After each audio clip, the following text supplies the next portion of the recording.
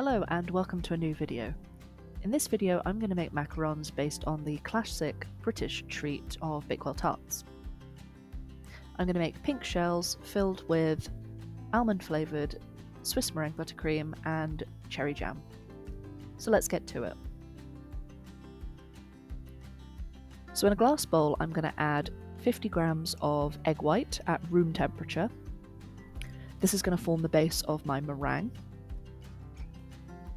And with a hand mixer, though of course you could use a stand mixer, and in fact I do prefer to use a stand mixer, whip it up until it is frothy and several times the size it was to begin with.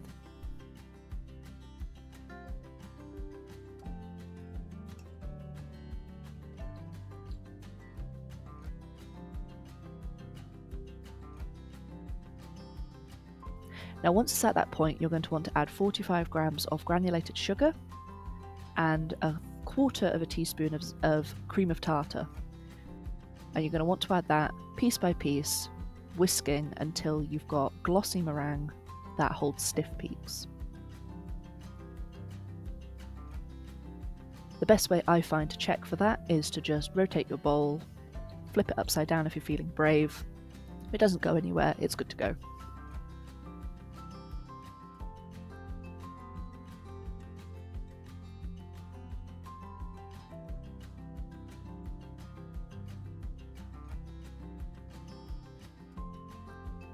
Now that the meringue is prepared, we're going to need to weigh out and sieve our almond and icing sugar.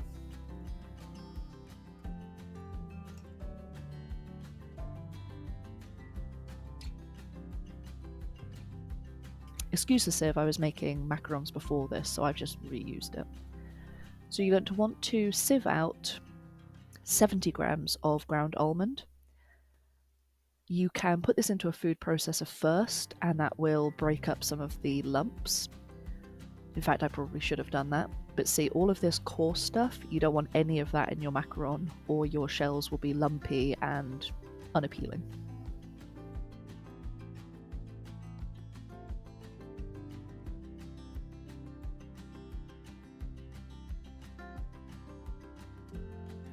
I'm just going to sieve ground almond until I've got my 70 grams of sieved ground almond.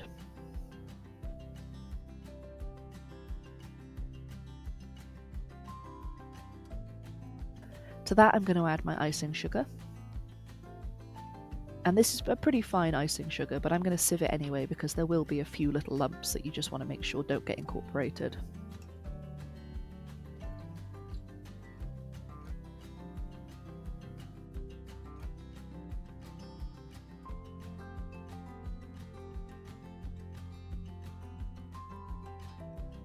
With that done, I'm just going to combine those with a whisk and then pop it to one side.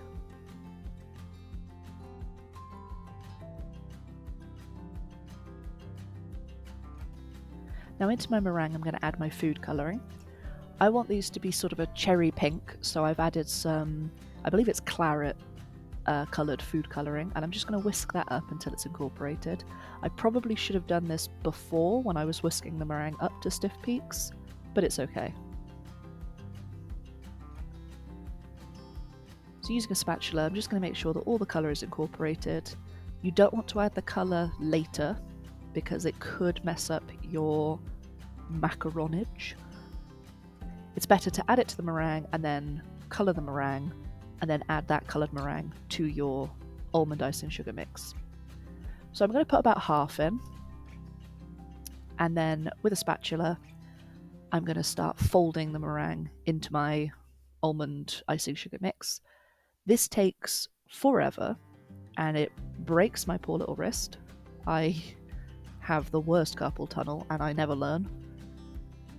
But you're going to fold this until everything is incorporated, and then we can add the rest of the meringue.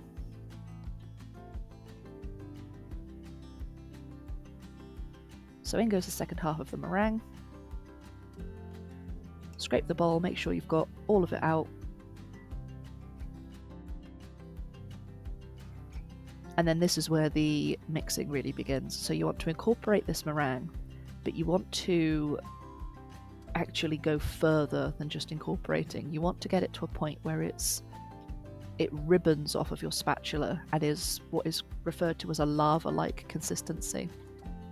Now you may have noticed I did just add a drop more colour because I did want these to be a little bit more intense. I'm not sure it really comes through, but I did it anyway. So as you can see, I fold this dozens of times.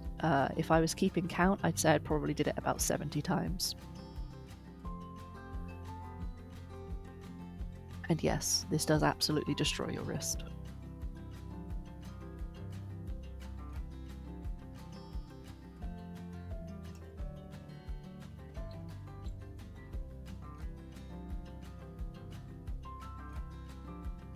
So that's better. It's ribboning off of my spatula and it's got what I would refer to as a lava-like consistency.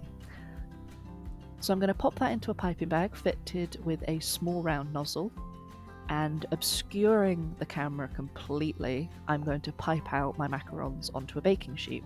Now you might be able to see underneath the baking paper I've actually got a template, and the idea here is to pipe consistently so that all of your macarons are roughly the same size. You want to make sure you don't leave massive bumps on top, so you want to stop squeezing and then break away the piping bag. I haven't quite mastered this, but it's okay. The tapping will get most of those lumps out. So with the heel of my hand, I tap the underside of the baking sheet just to get the bubbles out, to spread the macarons, and to get those unsightly lumps out of the top. This does take a little while. You can smack it on the counter, but I have neighbours and I didn't want to do that. So once they're all nicely tapped out, I'm going to take some flaked almond, and then breaking them up even smaller, I'm going to just garnish the tops of my shells with these. So when I make Bakewell tarts, I always cover the French pan in flaked almonds before baking, so I just wanted to emulate that look. I'm sure there were other things I could have done here, maybe used some cherry reminiscent sprinkles or just left them plain. In fact, I probably should have left half of these shells plain to act as the base, because when I sandwich these together later, it's going to be textured macaron on the top, textured macaron on the bottom, so they don't sit very nicely on the table. But never mind. Now macarons need to rest on the side for about 30 to 40 minutes until they form a skin on top.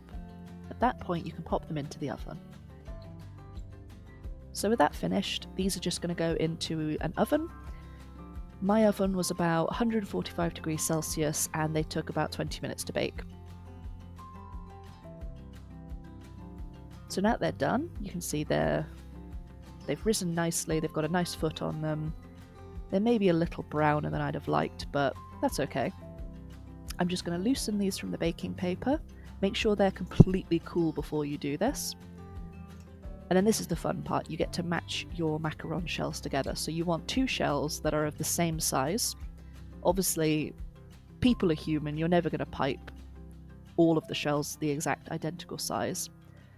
But you can match together as best you can so that your macarons look nice when they're piped together.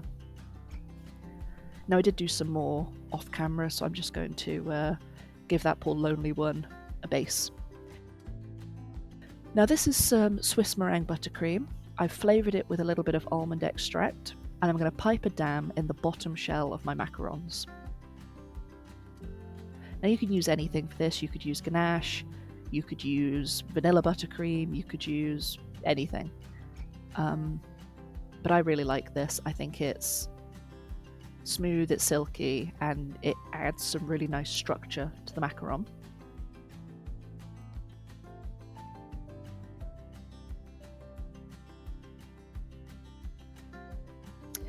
So with some black cherry conserve, I'm going to pop that into a piping bag just so I can control it better.